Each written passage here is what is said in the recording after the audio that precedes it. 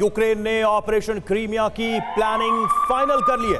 बड़ी खबर इस वक्त की, यूएस आर्मी के पूर्व जनरल का ऑपरेशन क्रीमिया पर दावा। क्रीमिया पर कब्जे के लिए यूक्रेन की सैन्य तैयारी पूरी हो चुकी है। 2023 की शुरुआत में क्रीमिया पर कब्जे की जंग शुरू हो जाएगी। तो देखिए, साल के आखिरी दिन क्रीमिया को लेकर यह खबर आ रही है और क्रीमिया को लेकर जिस तरह से ज़ेलेंस्की दावा करते रहे साल भर, क्या 2023 में वो दावे सही साबित होंगे?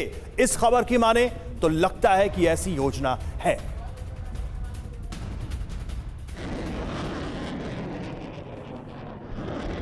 हमारे साथ तमाम मेहमान जुड़े हुए हैं। सचदेवा सर, पहला सवाल इसी से जुड़ा हुआ आपसे मैं पूछना चाहूंगा कि एक विश्लेषक के तौर पर आप इसे कैसे देखते हैं? क्रीमिया इतना सेंसिटिव बना रहा क्या 2022 में, और 2023 में क्या एक बड़ी वजह बनेगा एक बड़े जंग की?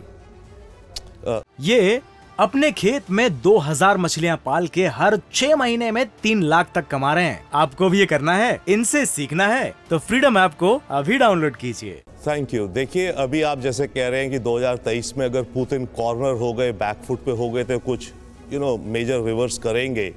अब वो सिचुएशन कब आएगी पुतिन के लिए, जब उन्हें लगेगा कि हम पूरा कॉर्नर हो चुके हैं। क्रीमिया पे अगर अटैक होता है और सक्सेसफुल होता है, तब तो विदाउट डाउट रशिया और पुतिन बहुत बुरी तरह से भड़क जाएंगे, क्योंकि तब उनका पूरा जो भी वर्चस्व है सारा चैलेंज ही नहीं हो जाएगा। क्रीमिया ब्रिज पर सिर्फ अटैक हुआ था, तब हमने पुतिन का रिएक्शन देखा था। वो तो क्रीमिया को लेकर अगर कोई बड़ा युद्ध होता है तब क्या होगा? तब क्या वर्ल्ड वॉर हो जाएगा? नहीं, देखिए, ब्रिज अटैक तो छोटा अटैक था, परंतु अगर हम कहेंगे क्रीमिया के लैंड मास पे यूक्रेनियन आर्मी आ जाएगी, तब तो रशिया को अब गेम चेंजर रशिया। बिल्कुल रविंदर सर, बिल्कुल सर। और ये जो लगातार पुतिन तरफ से वार्न भी किया गया कि अगर उसके अस्मिता पर आता है कोई भी, अगर उस पर हमला होता है तो ये कहीं ना कहीं वर्ल्ड वॉर से ज्यादा परमाणु वॉर पर भी जाएगा।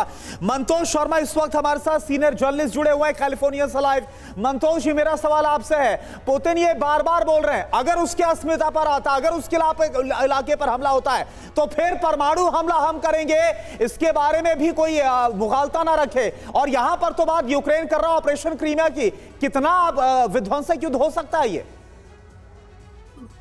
अगर उस लेवल पे जाएगा तो विध्वंसक युद्ध होगा, इसमें कोई दो शक नहीं है, इसमें कोई शक नहीं है। लेकिन एक बात आपको माननी होगी कि पुतिन जो बोल रहे हैं ये कोई नई बात नहीं बोल रहे हैं। लास्ट 8 मंथ से ऐसा रिटोरिक वो बोलते आ रहे हैं। सबसे बड़ी घटना ये हुई है कि प्रेसिडेंट ज़ेलेंस्की यूएस आए, यूएस ने उनका स्वागत किया, यूएस ने उनको कैपिटल में बोलने का मौका दिया।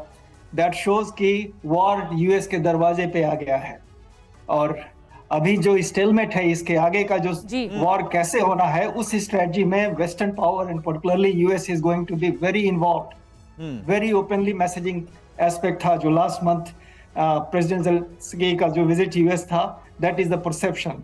सो what they are going to do, the next step in my opinion is going to plan for offensive. So far it was lot of on the defense, ये स्टेलमेट के बाद ऑफेंसिव, एंड वो strategy में western power strategy में involve है।